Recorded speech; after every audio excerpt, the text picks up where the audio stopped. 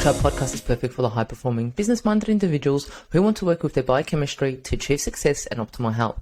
It's Friday, which means it's time for friends sharing facts about health, business, and overall success. In today's episode, we talk to Benjamin Lightburn. Benjamin is the co-founder and CEO of Filament Health, the world's leading natural psychedelic company creating safe, all-natural psychedelic drugs to help better treat millions of people suffering from mental health issues globally. They recently started their first FDA-approved clinical trial of natural psychedelics in collaboration with the University of California, San Francisco. It is also the first trial to directly administer psilocin and psilocybin extracted from mushrooms as opposed to lab-created synthetic substances. They've also raised $2.5 million and have a powerful natural psychedelic intellectual property portfolio based on novel extraction and purification methods. A Health Canada dealer's license for all natural psychedelics, in-house GMP manufactured capabilities. Benjamin is a proven entrepreneur and a leading specialist in research development and commercialization of novel extraction technologies. Some interesting facts about Benjamin is in 2021, he was named one of businesses in Vancouver's 40 under 40. Some things that he loves doing is skiing and sailing. Welcome to the Natural Health Podcast, Ben. Thank you so much. Pleasure to be here. Wonderful. So has the ski season kicked in where you're at? Have you been out there yet? It's just drawing to a close. So it starts in November, December around here, and then goes through the winter into the spring, depending on how much snow there's been. So amazing. Yeah, it's in full swing right now. It's spring break, I think, for the kids. So it's high time for skiing. Beautiful. And you've made the most out of it? I haven't skied as much these last couple of years as I'm used to, but on account of having a botanical medicine startup and 2 young kids. But I can't complain. I've skied, 5 or 10 times this year. Yeah, amazing. When I think about skiing, I always think about the skiing versus snowboarding debate. Do you snowboard? Do not snowboard. I ski. I've never really snowboarded. I maybe don't really want to wade into that debate for fear of alienating half of your listeners. I love it.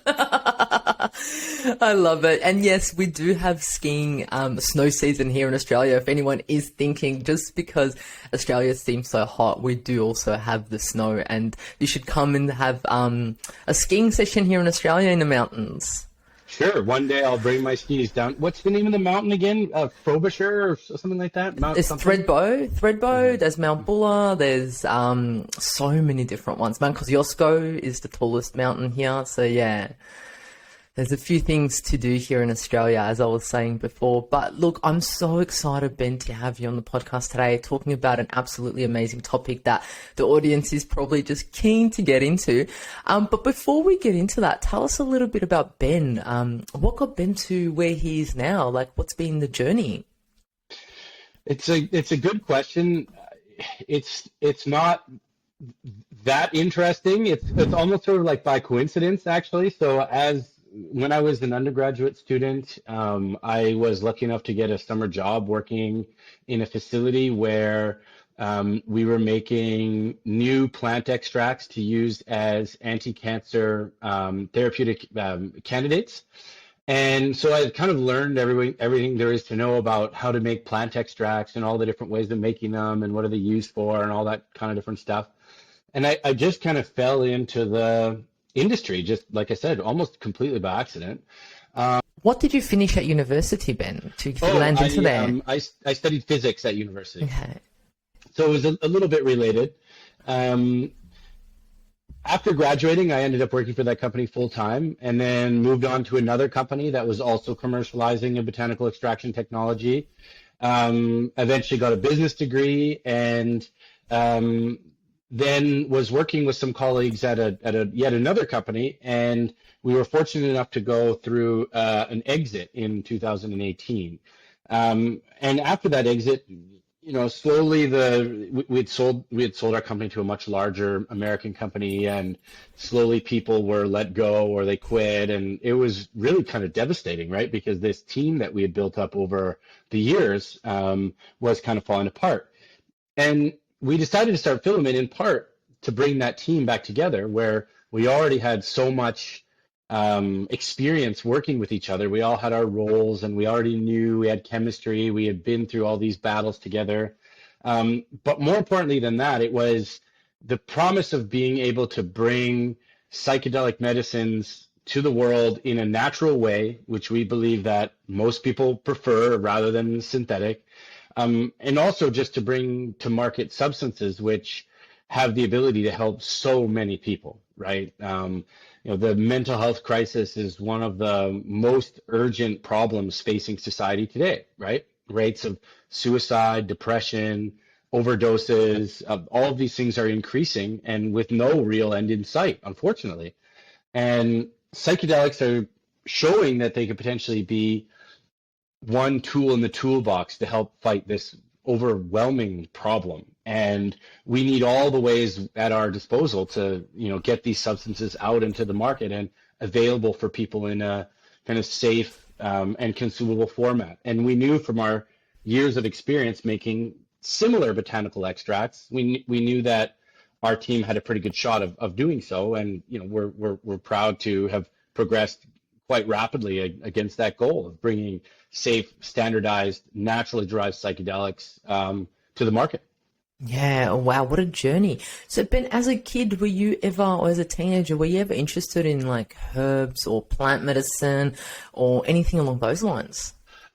A little bit, for sure. But it was really once I started actually working in the industry and making these actual plants. And so, over the years, we've probably commercialized a couple of dozen different botanical ingredients. So, guarana seed extract for natural caffeine, or like cranberry extract for urinary tract health, or blueberry extract for antioxidant potential. And so it's just so fascinating to be able to take all these natural sources from all over the world, some of which have been used by different cultures for thousands and thousands of years, like green tea, for example, right, has been used by humans for millennia to make themselves healthier, right, to feed themselves, to like provide stimulation, for spiritual purposes, for recreation, because sometimes it's fun, right? And so humans have co-evolved with all of these natural substances for forever, right? And the plants have evolved along with the humans, and the humans have evolved along with the plants. And these plants all contain many, many different active ingredients, right? When you make one of these compounds via chemical synthesis, when you make them artificially, you're not actually making all of the different compounds that are present in the plant. Like in green tea, the primary compound is called catechins, but there's lots of other compounds in there, like the like caffeine, or the compounds that give it flavor when you make the actual tea. Same thing is true for psychedelics. There is way more than just psilocybin in the magic mushroom. You have psilocin, baeocystin, norbaeocystin, a dozen or more different active compounds that are all lost when you make psilocybin through chemical synthesis. And that's really at the root of why we do things naturally. Yes, people prefer natural products, just as a statement of fact, right? But what's the actual functional reason? Well, the functional reason is that when you make a natural extract, you actually get way more compounds out than you would have if you had just done a synthetic product, or in fact, if you had isolated a natural one to the exclusion of all the others. Yeah, I can see and hear your passion through your voice in regards to what you're doing and bringing up this company with fellow individuals who are as passionate as you. And I mean, if you've already had such amazing co-workership and sportsmanship together, and to bring another business together, it's of course it's going to succeed. That's what I just saw. Of course, it's going to be successful. And I love that you touched base on the natural aspect of versus synthetic, and we'll go into that a little bit more detail soon. let's go into the actual topic of psychedelics, because individuals might be like, I know what psychedelics are, it's just mushrooms, or it's this, Are you able to give us a little bit more information? What are psychedelics? I mean, you mentioned I can't even pronounce it. I was trying to pronounce it before the podcast. Give us a little bit more detail about the psychedelics, Ben. So psychedelics are a relatively broad category of substances which, when you ingest them, they cause hallucinations. And there's not a defined chemical structure or chemical class, because a lot of them are quite different. But in general, they all produce some kind of hallucinogenic response, which, we refer to as kind of like the mystical experience. And these are compounds that you may have heard of, like psilocybin and psilocin from the magic mushroom. Other similar compounds are like mescaline or LSD, right? Mescaline comes from various species of cacti. LSD was actually found isolated from a fungus that grows on different plants. And there's also other ones like ayahuasca contains DMT and harmaline. And then there are another set of compounds which are not necessarily considered to be psychedelic, but are kind of similar, like MDMA, otherwise known as ecstasy or Molly, as well as ketamine, which is already an approved drug used as an anesthetic, but also produces kind of like dissociative, like similar to a psychedelic response. So this is kind of what we're talking about. There's also much more esoteric ones, like there's bufotenin, which is 5-HO-DMT, and then there's the toad venom, which is 5-MeO-DMT, which unfortunately gets extracted from the venom of a toad, which is a little bit cruel. Many of these substances have thousands of years of documented history of consumption by humans.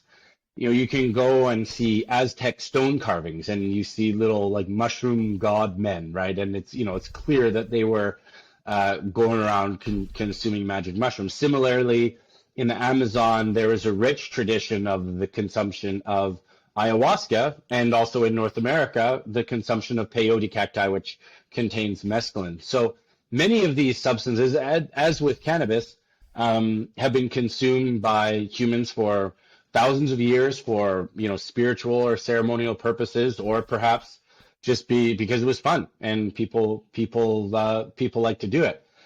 In the 1970s, because these substances became associated with the hippie counterculture and the anti-war resistance movement in the United States, they were used as a tool, in fact, to lock all these kinds of people up, the hippie counterculture and minorities in general, right? And it was basically a craven, disingenuous way to attack one's political enemies, right? By throwing them in jail because they use LSD or they smoke marijuana. And even though these substances, which had been in the preceding decades to that, had kind of found their way into the Western world and were being used in clinics to, relatively good success to treat different disorders like addiction and depression and different things like that, they were basically, with the stroke of a pen, rendered almost completely illegal in 1970, 1971. And since then, it's been very, very difficult to get any kind of research money or approval or anything like that to study the effects of these drugs legally on humans. But luckily, there are very few brave-hearted scientists sort of were keepers of the torch and keepers of the faith.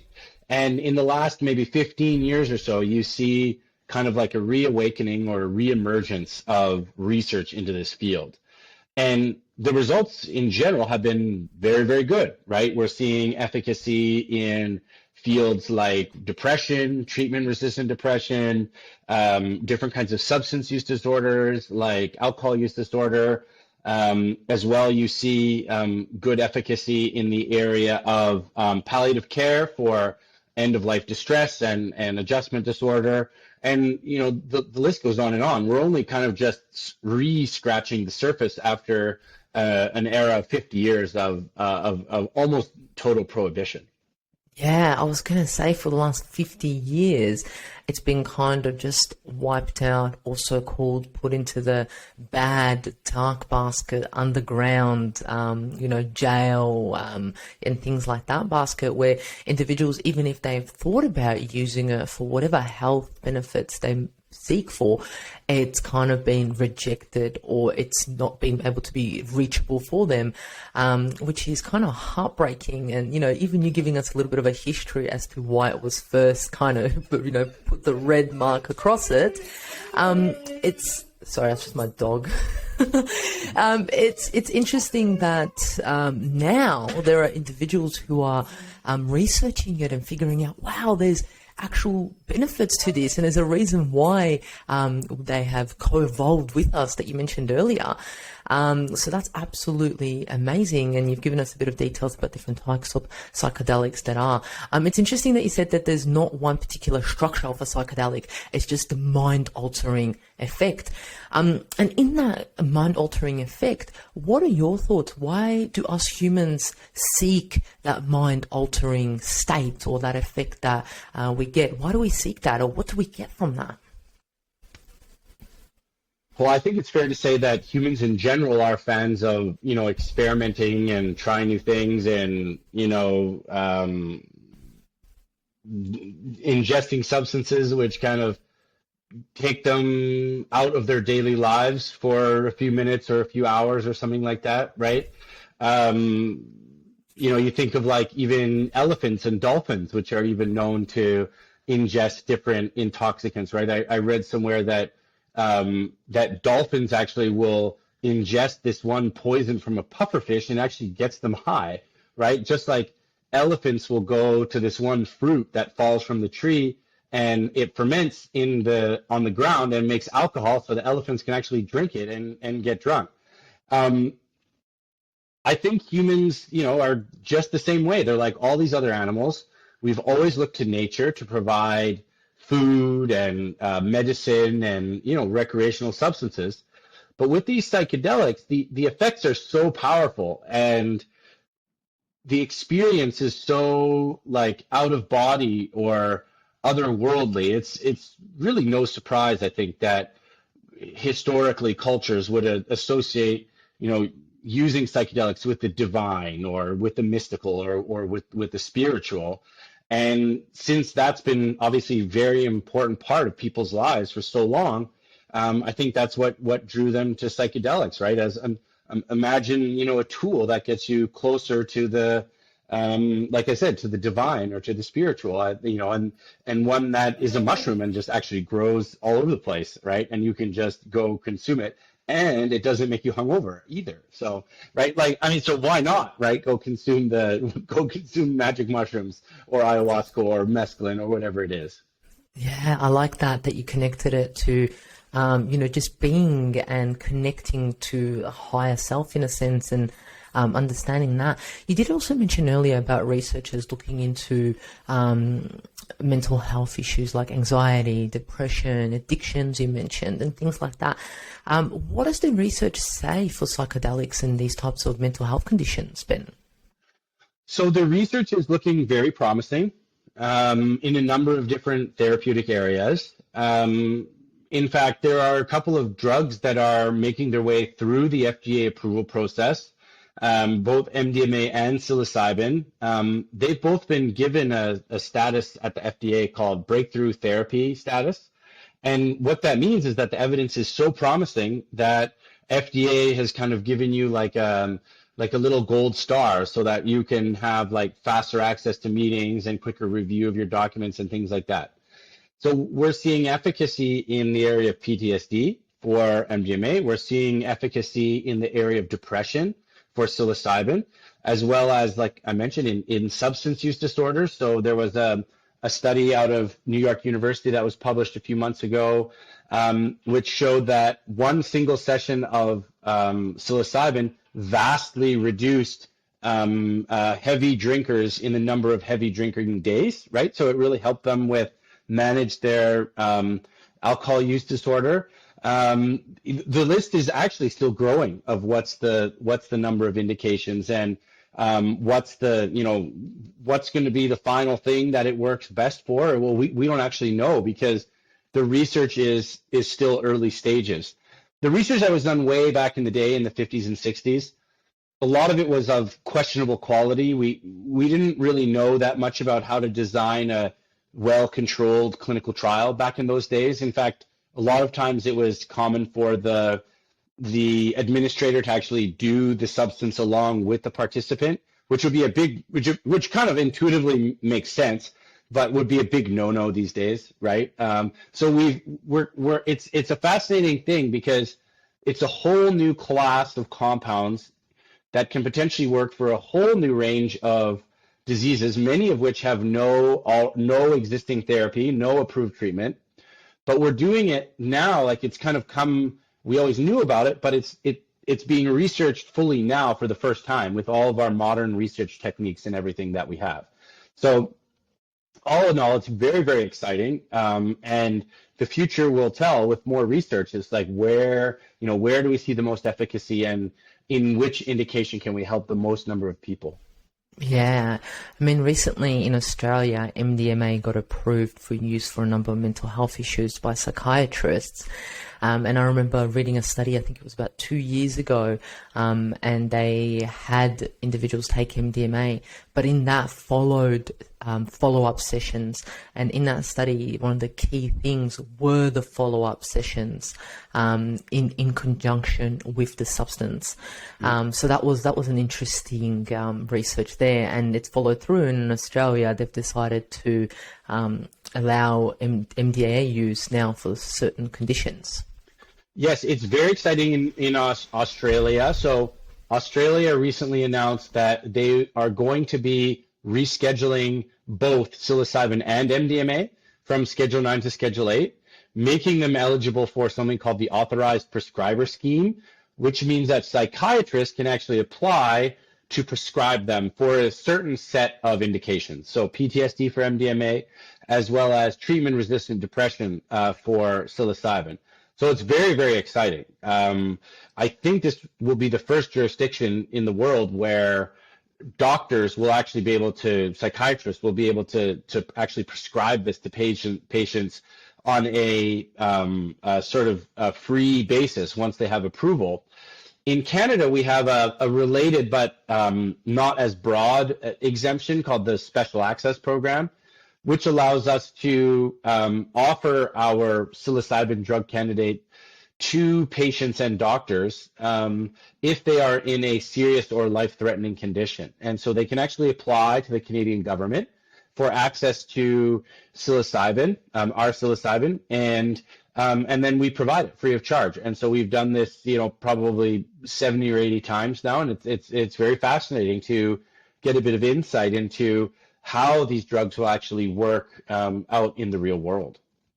Yeah, so did you say someone life-threatening? So is that someone who's going to pass away? Is that someone who's going through something? Like, who applies? Great question. So a serious or life-threatening condition is one where, someone unfortunately might be about to pass away.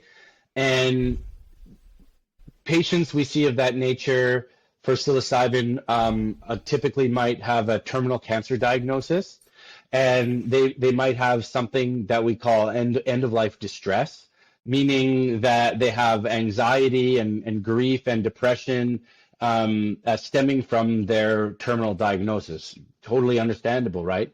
And doing a psilocybin session can really help them come to terms with the situation, to perhaps like release some guilt and shame that they might have for leaving their family members behind. It always works in a kind of mysterious way, and there's no like set process. But people report that it really, really helps. Not only does it help with the patient, it helps with everybody in their life, right? Because their loved ones see that they're more at peace. It helps the doctors and the nurses, right? That, obviously they don't like having patients die, right? And so everyone is incentivized to make the situation as pleasant as possible. And it seems like psilocybin can really help. On the depression side, we might have patients that are have attempted suicide multiple times, that have tried every other treatment under the sun, and nothing's working, and they're kind of at the end of their rope, and their doctors are also looking for new options to try and new things to kind of break the cycle. And that's again where we see that psilocybin can help. And you touched on something that's very important, is that these are not drugs that we just give to people and they take home and they take it, right? These are drugs that are taken under supervision. They're always taken with therapy. So there's sessions that you attend before and after your therapeutic dose to discuss your intention, and then afterwards you do what's called integration, which you try to integrate and make sense of everything that you may have seen or heard or hallucinated, really. And so all of this kind of support is a very, very important part of what we call psychedelic assisted psychotherapy. It's really a tool to enable the therapy to be much more effective, rather than just like a typical drug, which the drug just does it on its own. Yeah, and it's so interesting that you say that, because everything that you just said, I thought about how it would have been back in the days. Even when you look at ayahuasca, there's a healer or a guide there, exactly doing the integration, doing the talking, leading the way. And it's exactly what you said that's happening now with the trained individual, in Australia's case, the psychiatrist or whoever may be leading it. They are doing that before talk, in the middle talk, the integration. It's guided. It's not just here you go, off you go, and you're on your own. There's actually a process to follow to allow the individual to go through whatever they're going through. Right, exactly. Yeah, I love that. So let's talk a little bit about growing psychedelics. I mean, what is the process of actually growing botanical psychedelics? Because at the start you did say that, you're not a synthetic company, you're all natural, to get the full force of the plant or the herb that you are extracting from. You want the whole effect, right? You don't want just little things and synthesized. You want the whole botanical effect. So what does it look like growing these things? Well, in our case, what that means is we grow mushrooms in our lab. And the great thing about mushrooms is that they can be grown pretty much anywhere, right? They're very hardy little creatures. They need very little, mostly just water and nutrients. They'll grow in the dark, right? You don't need lights and all this complicated stuff. So we grow the mushrooms in different bins. We have a small room where we grow the mushrooms. The mushroom usually starts out as a little spore. You might have seen a spore print or something, like it looks like a pattern, and that's someone's gone and collected the spores from underneath the gills of the mushroom. From that spore, you can inoculate, is what it's called, an agar plate, which is kind of like a round disc filled with jello almost, and you put a spore on there, and once the spore sees this nutritious medium, it starts to turn into mycelium, and the mycelium starts to propagate on the agar plate, is what it's called. Once that agar plate is fully colonized, we transfer that into grain. So we actually grow all of our mushrooms on organic rye grains purchased from Canadian grain suppliers, right? Little did they know what we're doing with it. And then from that grain, we actually add coconut husk. It's a byproduct of the coconut industry. We mix the colonized grain with the coconut husks. We make sure the right amount of water is there and that the room is held at the right temperature. And then we put it into bins, and then we wait for it to grow. Start to finish, this process might take, I don't know, maybe a month. And then we start to see some mushroom fruiting bodies. The mushrooms are actually the reproductive organ of the organism. And the organism is actually mostly the mycelium, which is underground. Once the mycelium has finished consuming all of the nutritious stuff that it has around it, that's when typically it will start to produce mushrooms, because in nature, you can imagine the mushrooms grow up, and then the wind might carry the spores, or an animal might carry the spores, eat them, or it might be the spores might just be on their legs, and the spores get carried all around the forest to perhaps another place where there's something else nutritious, like a decomposing body, or dung, or what have you, and in that way the mycelium spreads all around, and that's why you have mushrooms, everywhere in the forest. Mushrooms can grow in multiple flushes. So once we see the first set of mushrooms, we harvest them, which we cut them and then dry them, and then actually another flush of mushrooms might grow on the substrate that we have. So we might do that 2 or 3 times per substrate. Once the mushrooms are grown, we dry them in a dehydration system. It's very important for preserving the active ingredient content. And once we have these dried mushrooms, we grind them, and then now we go over to our extraction process. Our extraction process was created with the goal to preserve all of the naturally occurring compounds that are present in the mushroom. So as I mentioned, mushrooms have a dozen or more active ingredients. Our final product, our extracts, actually contain all of those same ingredients in the same ratio and quantities as if you were to consume the mushroom itself. So that means we extract it, we purify it, and then we standardize it to give a precisely known dose. And it's through this process that we can actually produce GMP quality drug candidates, and actually get those drug candidates into different clinical trials, as well as provide them through the Special Access Program and other programs like in Australia coming up. Yeah, I love that. I love the whole story of spreading the mushroom growth, the spores around, and it growing in the forest. I love that. And yeah, like you said, growing mushrooms, they grow in the dark. I mean, electricity use, sustainability is reduced. You're using coconut byproducts, there's sustainability there. Is there any other approaches to sustainability and ethical consideration your company does to make natural psychedelics? Well, the natural manufacturing is the big one, right? Because when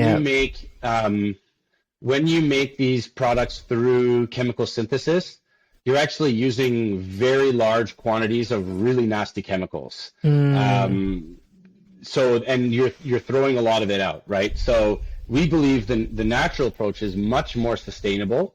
We don't use any toxic chemicals whatsoever, and this sets us quite apart from synthetic manufacturing. Another thing that we do, when there's a substance that can't be grown in the lab, another thing that we do is we make sure to always find sustainably harvested sources. So, for instance, one psychedelic substance called ibogaine, it comes from the root of a plant called the iboga plant, and it grows in West Africa, in Gabon predominantly. And unfortunately, there's sort of an illegal industry of poaching and over-harvesting these iboga shrubs has taken hold, and there's a thriving black market for iboga shrubs. And the issue is that it actually takes almost 7 years for the roots to become mature enough, and it's not like a branch. Like when you take the roots of a plant, you kill the plant, right? It's not like a vineyard where you can just take the grapes every year and the vine is super happy and lasts for hundreds of years. Imagine if to make wine, you have to take the roots, right? You wouldn't have very many vineyards.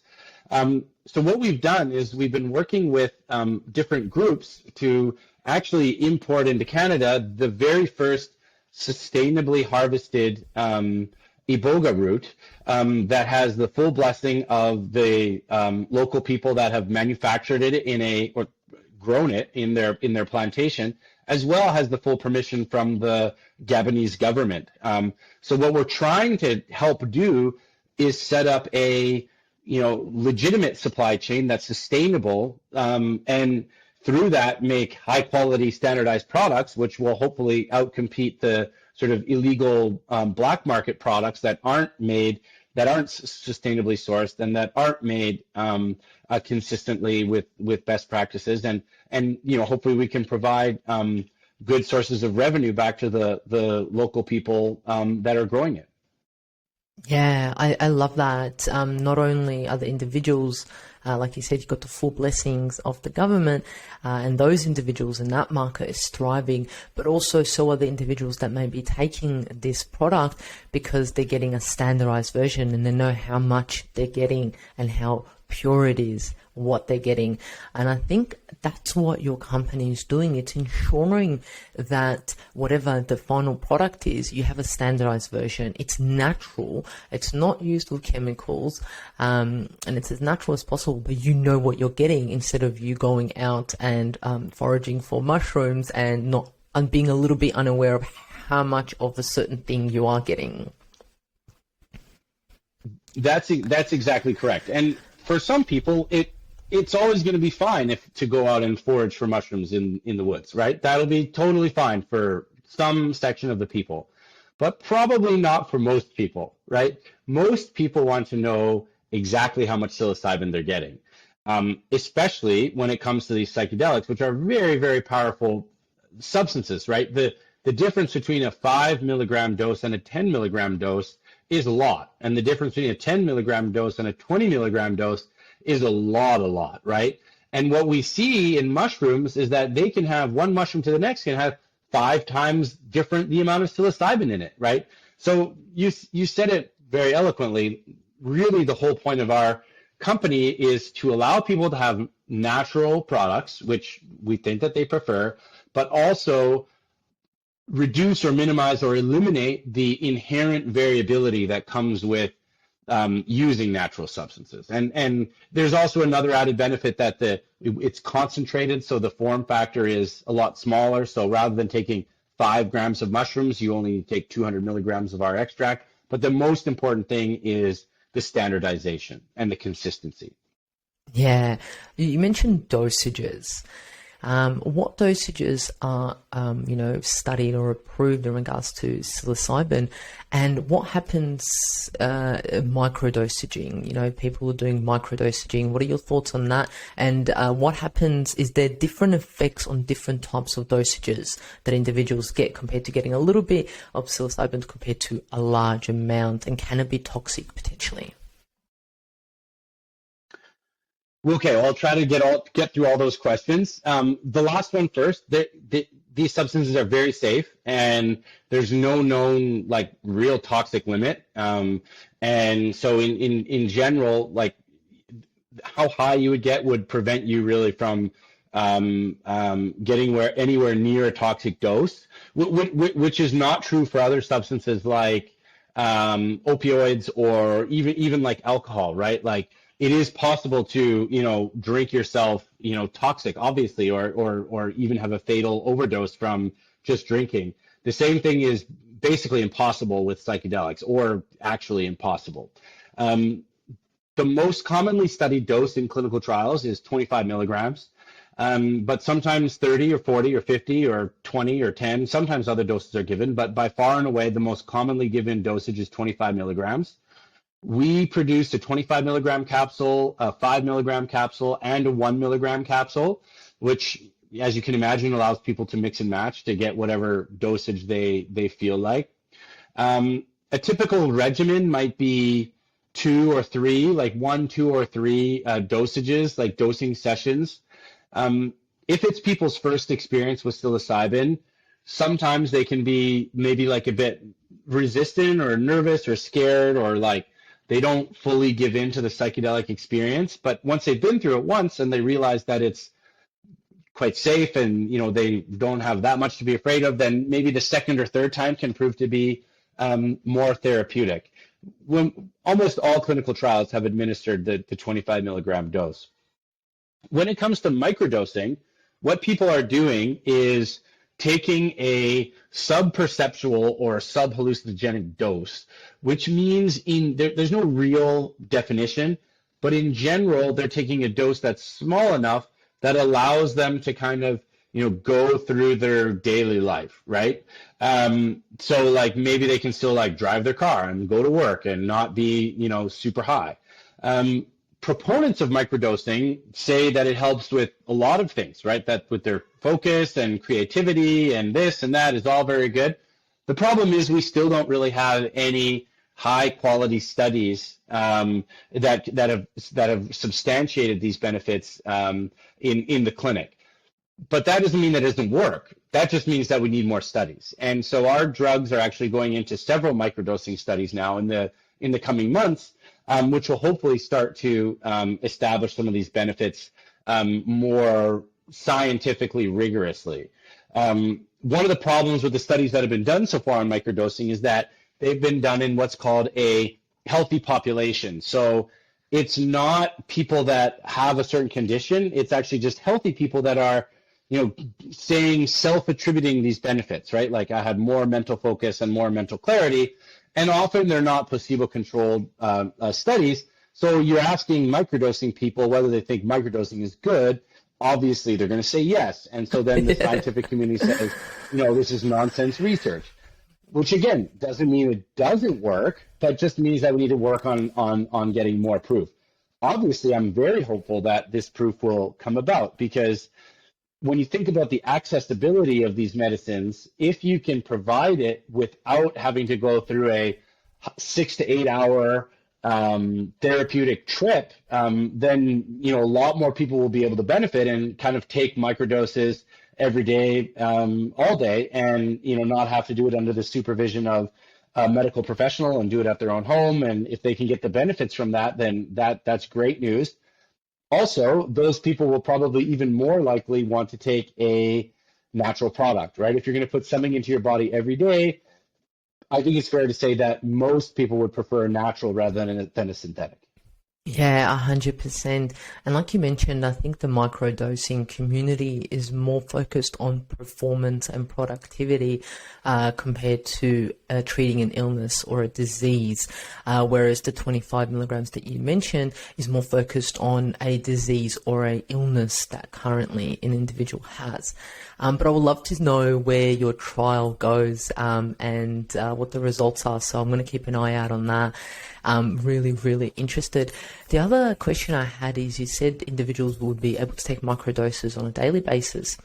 The trip currently that lasts for 6-7 hours, is that a one-off event in your eyes that you've seen or the research says, or is it every 6 months individual has to do it, or is it until the issue has reduced 50% and never have to take it again? What are you seeing, Ben? That's a very good question, and the answer to that has not yet been established.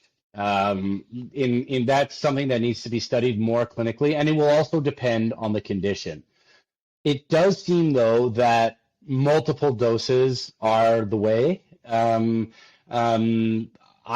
guess is that it will be like 1 or 2 doses to get you started, and then maybe 1 dose every 6 months, if the symptoms of your condition are coming back, something like that. Like I don't think it would be more than 3 or 4 times a year, and I think it would probably be more than once a year. Kind rough. These are just guesses.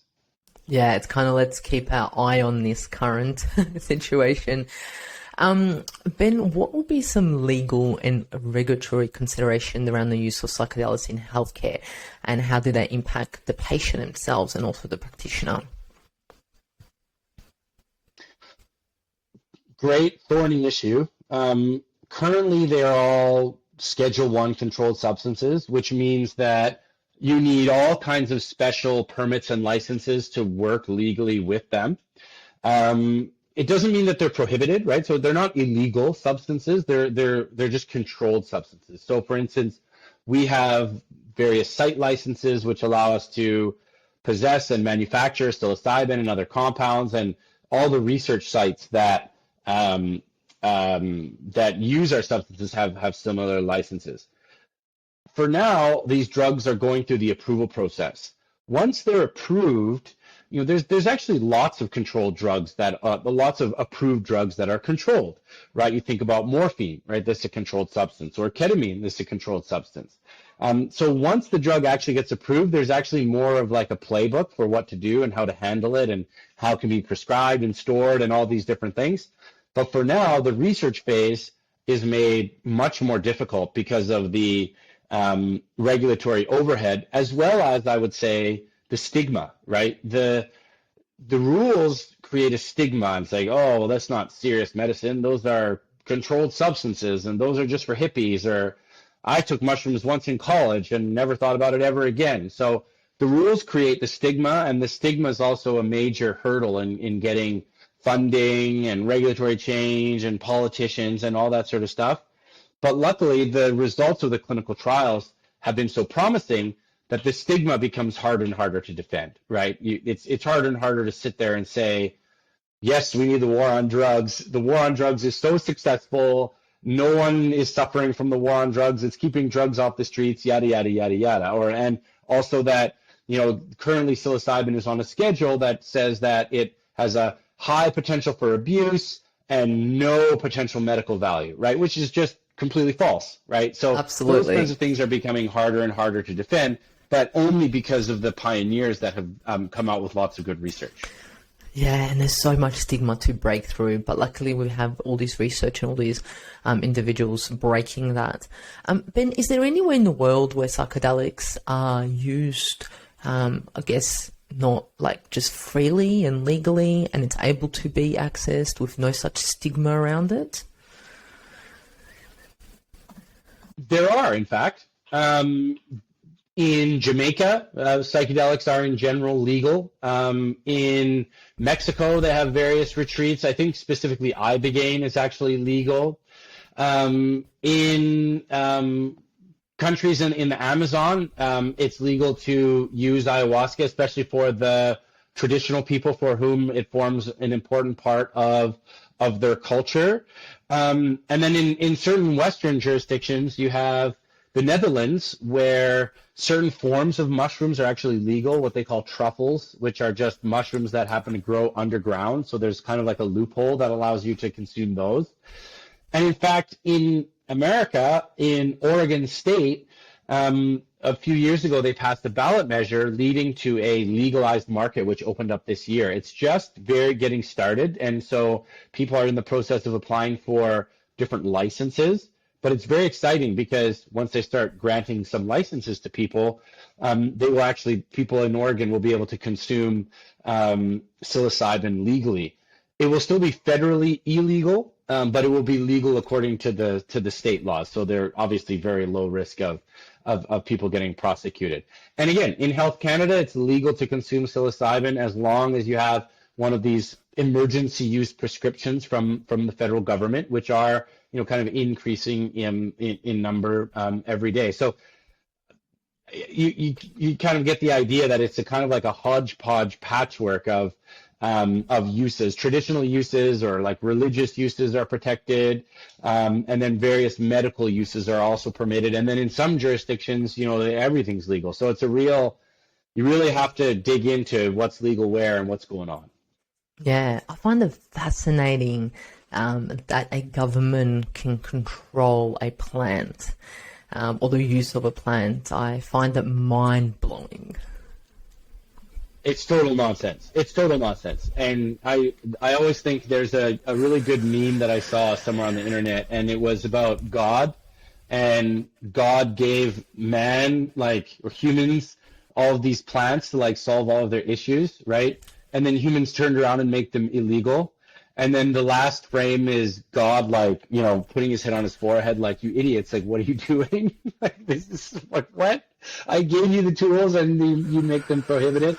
And it's just a long history of people in positions of authority that haven't wanted people to have access to substances which readily change their frame of mind, readily make them question authority, et cetera, et cetera. When Christians invaded Mesoamerica, they made all these substances illegal under pain of death, right? Because, as you can imagine, they wanted to have a monopoly on spirituality. And these kinds of ayahuasca ceremonies or psilocybin ceremonies or whatever were obviously very, very threatening to their order of power.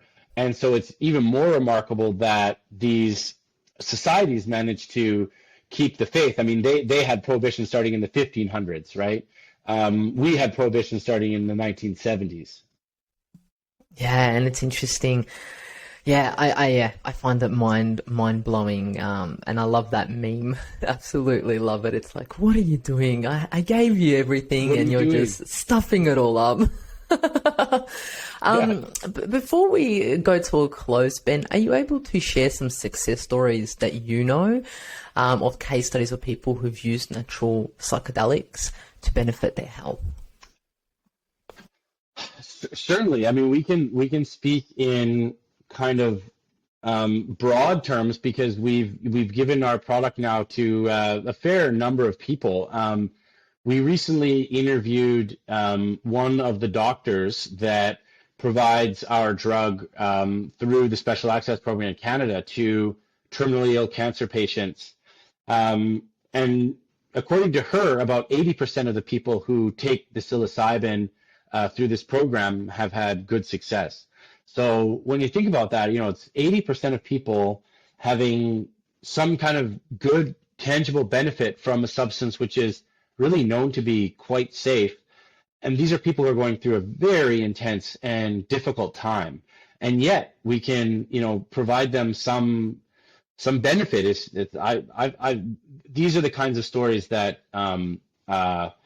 get me enthusiastic about going to work every day. So, it's not every career that you have an opportunity to make such substances and provide them to people. So those are the kinds of stories that get myself and the team, up and out of bed in the morning for sure. Yeah, 100%.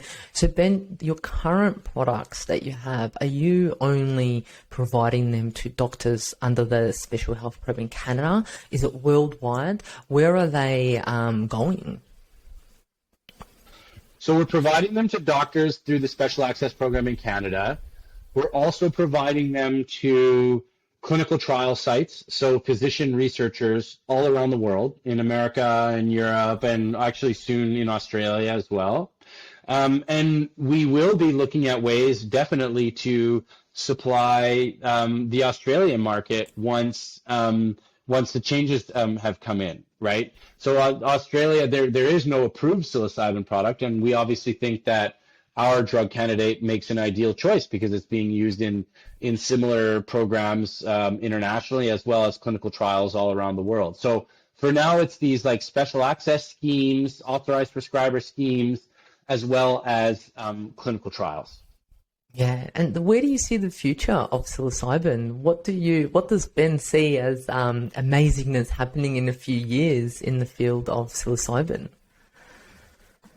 Honestly, I wouldn't be surprised if we see more changes like we've seen in Australia, where governments kind of recognize reality, which is that we have psilocybin and these other substances. We frankly kind of already know that they work, and we frankly kind of already know that they're safe, right?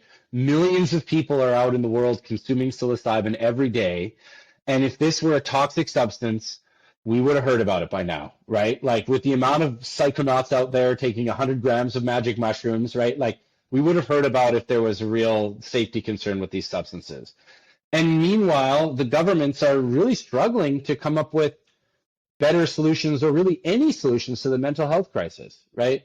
For the longest time in Canada, we had more people dying of opioid overdoses than of COVID, right?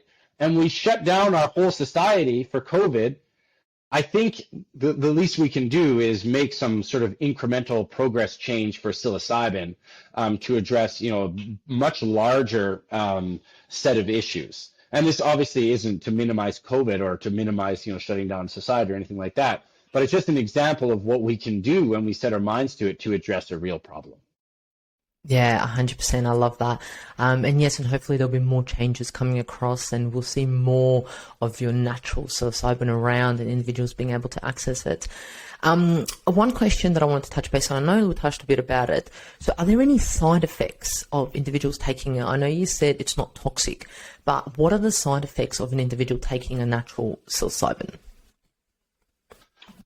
Well, some would consider the hallucinations a side effect, and some would consider them the very point of consuming it. Yeah. There, people can have elevated blood pressure and heart rate. There could be some nausea that usually passes quite quickly. People can report, feeling of lightheadedness or headache. Most of these things pass quite rapidly, and by the time the session is done.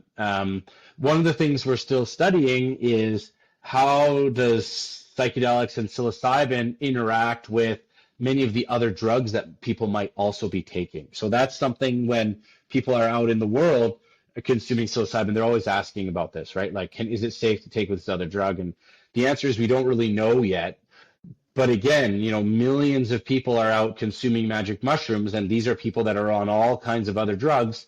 It's like, millions of cases of real world testing, and by and large, it's being safely consumed.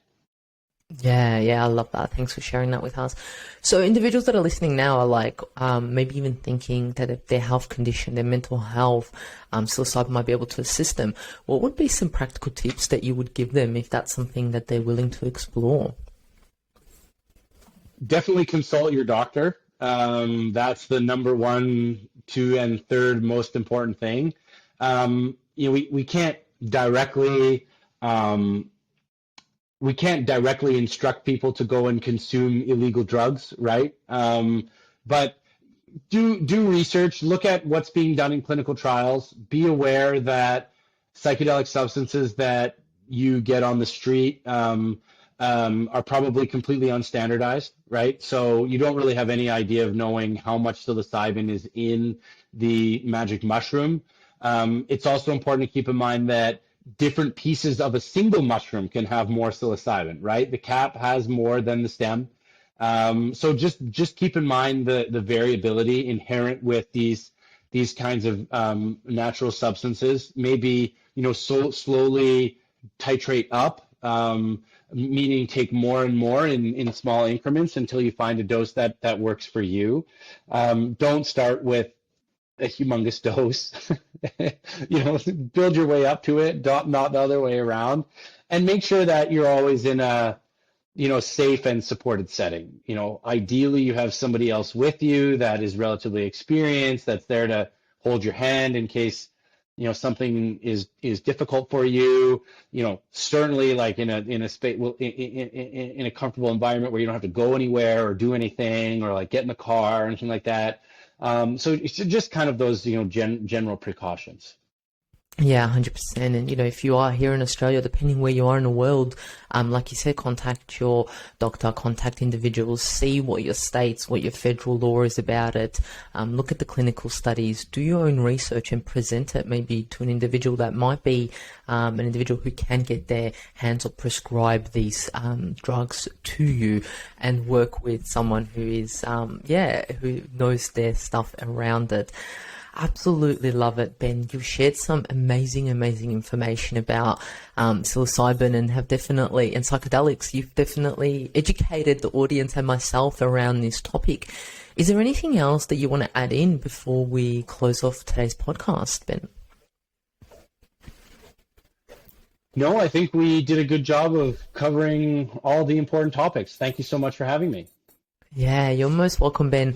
I'll put all your details in the show notes, and I'll also put in some trials and studies that are currently being done in there too, so individuals can educate themselves further. Thank you so much for joining us on the Natural Health Podcast, and remember, the missing link between failure and success is your health.